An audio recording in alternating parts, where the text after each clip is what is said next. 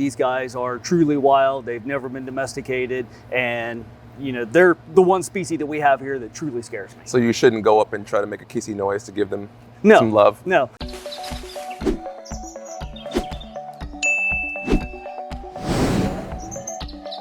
Hey, how's it going? Hey, Jordan, how are you? Pretty good. What is your name? I'm Justin Wickham. Awesome. And I'm one of the animal management specialists here at the Carnivore Center. Okay. So I take care of these African painted dogs, and we actually have 3 species here. We have the Asiatic Wild Dogs, also known as the Dholes, and the cheetahs. How long have you worked with animals total, like in the zoo? I've been here at the wilds in general for 30 years. So I'm about 27 years full-time with the animals. So it's been a long time. Okay. My whole career. I feel like you don't look old enough to have 30 years of... Well, I started here when I was 18, so that helps a little bit. Okay. But even still, yeah. Like, you look good. Thanks.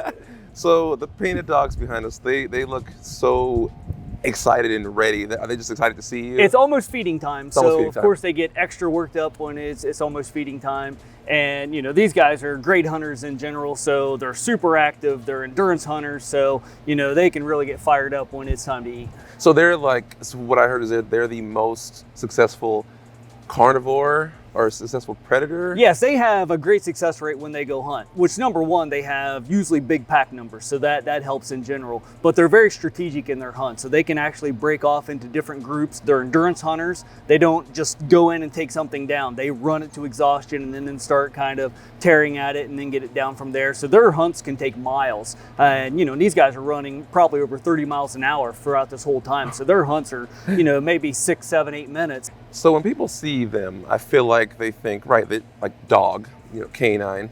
What are some similarities or differences between, like your normal German Shepherd and a painted dog? They're all in the same carnivore line. It's just they break off into a different genus once they get a little bit further down the line. But again, they are a true dog species. So, they have the same structure as any dog would. But obviously these guys are truly wild. They've never been domesticated. And they're the one species that we have here that truly scares me. So you shouldn't go up and try to make a kissy noise to give them No, some love? No. Now, amazingly enough, when these guys come out of the den, we start to condition them right away to try to do feeding on the fences, so that if we ever need to give them medications, anything like that, they're very comfortable coming up and doing that. But that is a protected contact. Right. We would never go in. So always with these behind guys. the barrier. Yep. Lacey's going to throw a few rib bones in there, and we like to give them, their main diet is a ground meat, but we also give these guys a wide variety of things. So we'll give them rib bones and neck bones and tail bones, some of that stuff. So these guys love bones. They will truly eat the meat off a bone and then chew on a bone for several days. What's their conservation status like in the wild? How are they doing? So these guys are endangered.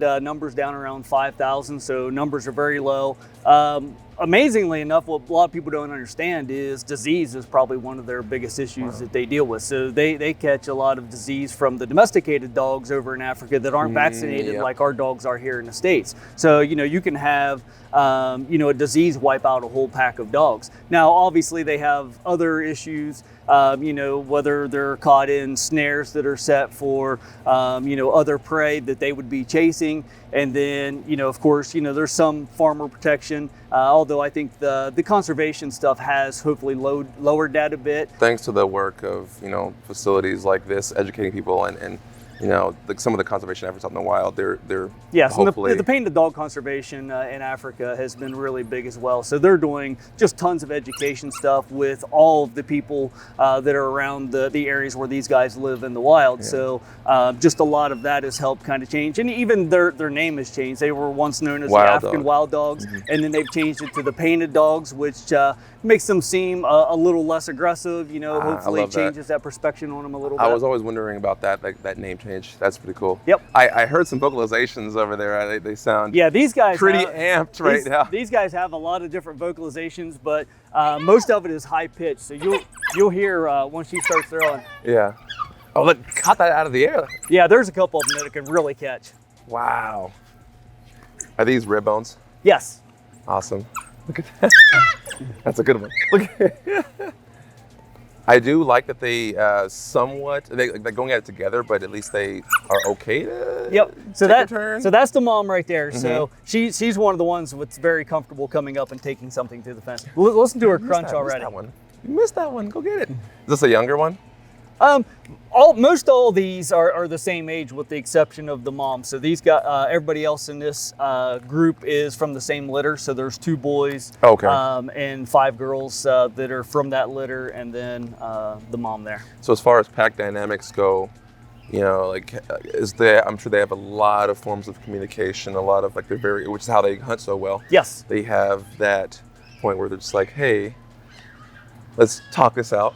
And we take care of our own. And you know, you'll hear the kind of the high-pitched noises they make. They communicate on a very high frequency, and it's very directional. So the noises they make when they're in tall grasses and stuff, and they make a high-pitched frequency, they know exactly where the other dog is. So that way, if they can't see them, then they kind of know where everybody is.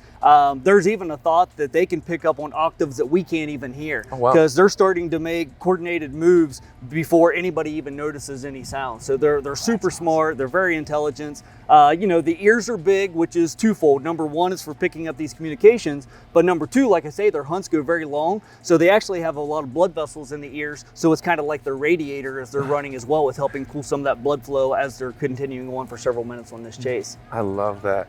So this is actually a part of the behind the scenes tour, right? Yes. Or the yeah. wild So you side? can see where the regular visitors would come up through, but our wild side tours that are kind of behind the scenes, so they can come over, they can see stuff a little bit closer, or even if we had them locked into a small yard, they could come to the other side. So behind the scenes is truly a behind the scenes. They get to see the other little nooks and crannies that the regular public doesn't. I love that. And the reason why I ask about that is because we are on a bit of a tour right now, and I saw just right over there, off in the distance, my favorite animal in the world. Yes. The cheetah. Does that mean we're going over there too? So what we can do is we can go through 2 gates, and we can go right over next to the cheetah on the fence line. I would certainly love that. All right, let's do it. Let's do it.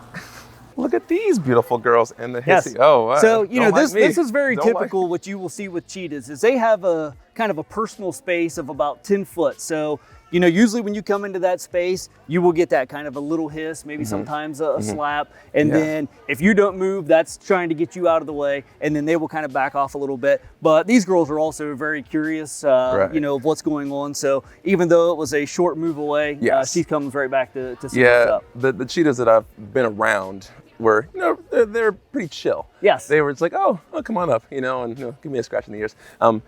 They don't seem like those kind of girls. No, there's a big difference between kind of a program mentality cat and what our cats are. So our cats that are here are part of a breeding program. So other than maybe when they're young, again, you know, we condition them to come up and eat something through the fence, but otherwise we don't do that much with them. I mean, you know, we don't pet them, scratch them, you know, they're not as purry as like some of those program cats are. And that's what you want for, you know, an animal that's in a breeding scenario. You know, they have a little bit more of that protectiveness, that true wildness in there. So, you know, these girls, this is a pair of sisters, or their other sisters up under the platform. So there's actually 3 girls that are together in this yard. How old are they? So these girls here are probably about 5 years old now. 5 years old, okay. Yeah. And what's the lifespan?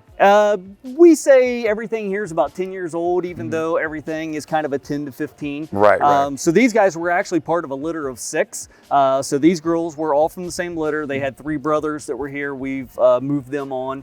So generally what happens is once you get a couple years in, then we'll move cats around. So either they'll stay for a little bit longer, maybe eventually become part of our breeding program, or we'll move them off to another facility, whether it's for display or a breeding program somewhere else. Awesome.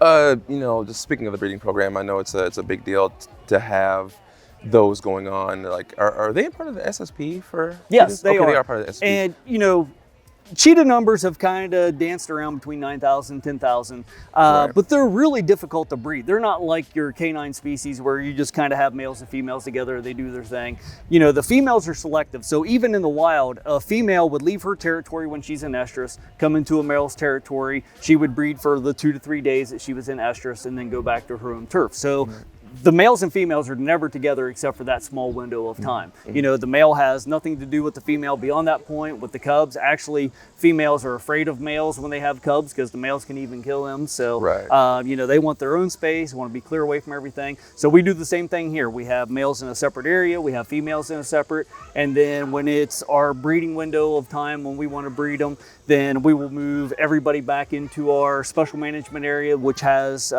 smaller yards, smaller barn, or smaller chute system, so we can shuffle everything around every day. So we want to see when is the female in estrus. When she is, then we will do kind of a fence-to-fence introduction with the males and see, is she interested? If we have multiple males, who is she interested in? Because the females are selective. They won't breed with just any random male. They have to like the male as well. So then if that looks good, then when we do our intros, hopefully there's a breeding, and then if we can, we'll try to leave them together. They may be together for a couple days. If they don't seem to settle down after the breeding, then we may move the male out, but we may still try to breed him several times over these couple days, because the more breedings you have, the higher the chance is that she can get pregnant. So, you know, so once she breeds, then she's going to think she's pregnant for a couple months, regardless of whether she was fertilized or not. So she will go through the whole process. Once we get a couple months in, then we can start ultrasounding and x-raying, so we can see, are they pregnant, how many cubs are actually in there, and then we can start making our plans, because they only have a 3-month gestation. So, you know, it's a small window. So you go from that 2 months of wondering, you know, whether it's actually that, and then it's a short 4 weeks to get everything ready and go from there. What is your favorite fact about cheetahs? I think the biggest thing is just their speed. I mean, you know, we don't always get to see them kind of open up. You get to see it a lot more when they're youngsters and kind of running around. But, you know, when I drive down to the other side, and if they're down here, and to see them just absolutely haul from one side of the yard to the other, and they're so effortless in how fast they are. I'm a runner myself, so I appreciate that. Makes sense. I was trying to figure out the comparison, because I can see out the long legs, you know, and as a long leg person, I got some speed. If you ever have the chance, when we've had cheetahs down for procedures and stuff, their tail was really heavy, which basically is like a rudder. So when they're running fast, they can whip that tail and help them spin around. And again, you know, it's kind of part of the speed thing, but a lot of people don't realize how much they manipulate that tail to help manipulate, you know, when they're getting a lot of those gazelle that are zipping back and forth. And, especially as much as they do the in and out darting. I love their the semi-retractable claws. I love that they basically kind of use them as track spikes. It's one of my favorite, like, just, I mean, everything about them that I love is due to their speed.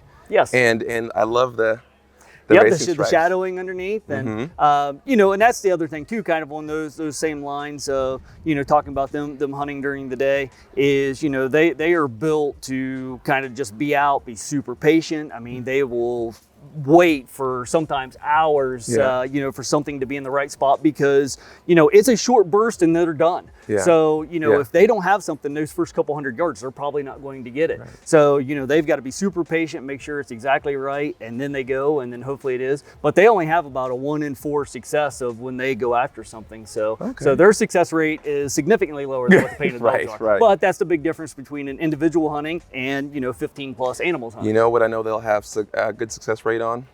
The treats that I saw behind me right over here. I think I saw something over there. Is that for them? Yes, Lacey has a few more ribs for these guys. So now they won't make the vocalizations kind of like what you'll see with the painted dog. So it's a little different scenario here.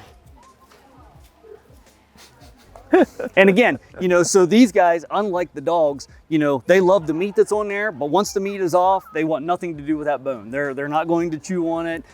So they're going to chew on it just a little bit, get the meat off, and then they're going to walk away. So that was nice to see, you know, my favorite animal in the world. It's never a bad day when I see a cheetah. But I also, you said you have some other unique canines here that I've only seen one other time, and it was from really far away, but you have... That's the Asiatic Wild Dog, also known as the Dhole. The Dhole. Now, so here's the thing about that. I know we're probably going to go over there soon, but I also heard that there might be Dhole whips here. Yes, so we serve the Dhole whip at our concession stand that's on top that overlooks all these animals. So should I go get one first and then eat it? Well, I think it's more suiting to have some Dhole whip while looking at Dholes. Okay, I agree. All right, do that. Let's do it. So these are the Dhole, the Asiatic what now? Asiatic Wild Dog. Asiatic Wild Dog. They have several names, red dogs, and I think maybe whistling dogs, but most commonly known as Dhole. They're beautiful. Look at the coat color. They're amazing. Yeah, it's almost like a big fox, and not Well, when I say big fox, typically I like to think about the maned wolf because they look like a fox on stilts to me. Yes. But I feel like they look more like foxes than they do. And a lot of that is the coloration. So they have that very, and if you would see them in the winter months when they have the winter coat come in, it's a very dark red. They have a very black tail. And then the other thing that makes them look foxy is they have the short snout. So unlike the other canines, they actually have a couple less teeth than what a regular dog does because of the short snout. But that's also thought that it gives them a little bit more jaw pressure by having a little more short, compact snout as well. Awesome. And how many individuals did you say? So these are all litter mates. So we have 2 males and 3 females that are in this 5. We also have 2 from a litter before that are in another yard over. So there's a male and a female in another yard beside them. Awesome. There's only one thing that I'm missing because, got over here, it's a hot day. I made a little joke earlier, but I think my friend here brought it. A nice little melty Dole Whip. So this is a mango flavor. Yes. I should taste it. You want some? No, I'm good, but thank you. Okay. That has definitely been one of our hide items for this year. It's new that we have here on site this year, so definitely a fan favorite. I heard the fall of a child. Maybe if they had Dole Whip, they wouldn't have fell. Just saying. Anyways. One of the interesting things about the Dholes is, unlike the African painted dogs, which they have their pack, they have a territory. Until their pack breaks up, they don't leave that territory. Other dogs won't come into it. The Dholes are very pneumatic, so they will travel miles and miles and miles. And one of the interesting things is the fact that they don't have the big litters like what the painted dogs do, so they have smaller numbers in their pack. Well, if they're chasing prey, they know that if they have more numbers, they're more successful. So they will actually form clans of 1 or 2 other groups of Dholes that they will run into, unrelated, and they will do a big coordinated hunt together, just like they're a big family. And they know that everybody kind of wins in that scenario, and then they will eventually go about on their separate ways. So very unique for a predator species to intermix with a group that they're not related to. Sorry, I'm fighting for my life right now because I just got brain freeze. So I was in the moment. Give me 1 second. I'm sorry. I actually just had brain freeze. I'm back. We're good. We're good. Anybody else want some? Okay. I'll be finishing that later. I don't like to just say animals have majestic looks. I feel like I would be discriminating against other beautiful, non-beautiful animals. Or, there you go. Let me start that over. Looking at them, they're beautiful. That's how I word that. What is something that regular folks at home can do to help species like the Dole? Well, again, with anything, all these species that are endangered, their numbers are flexed anywhere between 3,000 and 5,000. They don't know exactly for sure because they're so nomadic. So they don't know if they're double counting some or what it is. But, conservation efforts, you can look at those pretty much in any region, whether it be Africa or Asia. You can look at particular species. There's always particular groups that are doing conservation awareness for them, fundraising for them. So it's mainly all about awareness, just donating some money that helps different conservation efforts. So everything that we have that's endangered usually has a program that goes along with it. So what is something that keeps you coming back to work every day? What about these animals is so special to you? It's always different. We may have the beginning part of our day is the same. So, it's standard food prep and, feeding, cleaning, some of that, especially like cheetah breeding time, it's a lot of work. So we're moving stuff around and, we're very intermixed and, integrated with our animals a lot. That's when you really get to see a lot of the different behaviors of, just what their curiosity is and who's kind of the top dog, who's more curious. And that's generally, your alpha dogs will be your more bold and curious animals. I don't know if you're making a pun there or not, top dog, just with all the animals, but I caught it. Anyways, well, thank you. I appreciate your time so much. Thank you. Great to meet you. It's hot and I gotta go finish my Dole Whip. Do it. All right.